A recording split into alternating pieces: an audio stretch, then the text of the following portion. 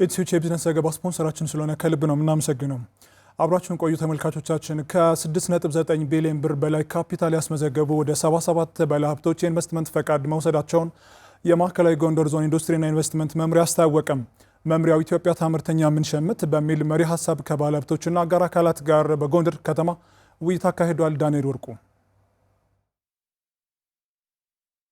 በተያዘው ዓመት በማዕከላዊ ጎንደር ዞን 77 ባለሀብቶች ከ6.9 ቢሊዮን ብር በላይ ካፒታል አስመዝግበው የኢንቨስትመንት ፍቃድ በማውጣት ወደ ስራ መግባታቸውን የማዕከላዊ ጎንደር ዞን ኢንዱስትሪና ኢንቨስትመንት መምሪያ መረጃ ያመላክታል።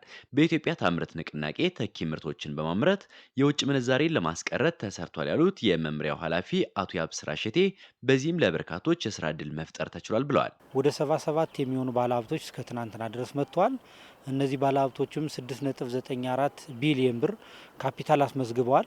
በዚሁ ልክ ደግሞ የስራ ዕድል እንደሚፈጥሩ በአዋጭ የኢንቨስትመንት ፕሮጀክታቸው ላይ ያመላክተዋል ማለት ነው። በዞኑ ባለፉት 2 ዓመታት በኢንቨስትመንት ዘርፍ ለመስራት ታቅዶ በተፈጠረው የሰላም መደፍረስ የታሰበውን ያክል ማሳካት ባይቻልም በችግር ውስጥም ሆኖ ባለሀብቶችን ፍቃድ መስጠትና ወደ ስራ ማስገባት መቻሉን የማዕከላዊ ጎንደር ዞን ዋና አስተዳዳሪ አወቅ አስፈሬ ተናግረዋል። ኢንቨስትመንት በበቂ መጠን ሰላም ይፈልጋል። በፈለግከው ሰዓት አምርተህ ከቦታ ቦታ መንቀሳቀስን ይጠይቃል። በችግር ውስጥም ሆነን ወደ ተግባር የገቡ ፕሮጀክቶች የሉንም ማለት አይደለም።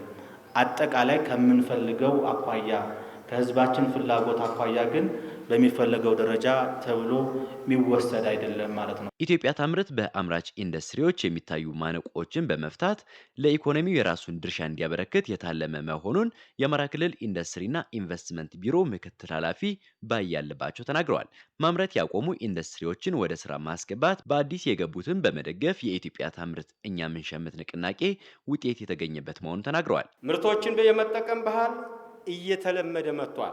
የስራ ዕድሎችን በሰፊው ለመፍጠር አስችሏል። የኢንዱስትሪዎች የመስፋፋት ስራ አድጓል። ስራ ያቆሙ ኢንዱስትሪዎች ወደ ስራ እንዲገቡ አስችሏል። የማምረት አቅም በማሳደግ ሰፊ ልምድ ተገኝቶበታል።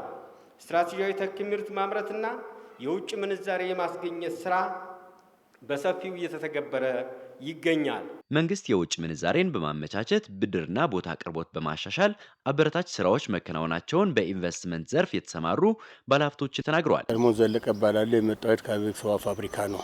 መንግስት ያንም ስናስገባ ምንድን ይረዳ? አንደኛ ምንዛሬ ሰጥቶናል። ከቀረጥ ነጻ ተብሎ ሰበቃ ማሽኑ ከቀረጥ ነጻ ገብቶልናል። እናመሰግናለን። ስሜ ብርሃኑ ባየው ይባላል። አሃዱ ቢዝነስ ግሩፕ ይባላል። ዞኑ ከፍተኛ ድጋፍ ነው ያደረገልን።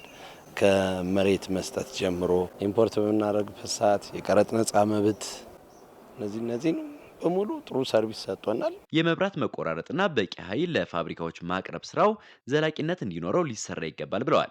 የዞኑ ኢንዱስትሪና ኢንቨስትመንት መምሪያ በበኩሉ በዘርፉ የሚያጋጥሙ ችግሮችን ለመፍታት እየሰራው ነው ብሏል። ዘንድሮ ወደ 6 የሚሆኑ መንገድ ወደ 11 የሚሆን ከውሃ ጋር የተያዙ ችግሮችን ፈትተናል። ከብድር ጋር በተያያዘ መልኩ ወደ 10 የሚሆኑ ባለሀብቶች ወደ 189 ሚሊዮን ብር አግኝተዋል። ነገር ግን ይሄ በቂ አይደለም። እነሱ የሚያነሱትን ችግር እኛም ፈትተን ግን ከችግሩ ከተፈታላቸው በኋላ ወደዚህ ስራ ያልገቡትንና ምንም ችግር ያላጋጠማቸውን ባለሀብቶች መሬት አጥረው መቀመጥ ስለሌለባቸው የመንጠቅ ስራ የምንሰራ መሆኑንም በመድረኩ የተግባባነበት ሁኔታ እንዳለ መውሰድ ይቻላል። ሰላምን በመጠበቅ ኢንቨስትመንትን ማስፋፋት እንደሚገባ በውይይቱ ተመላክቷል።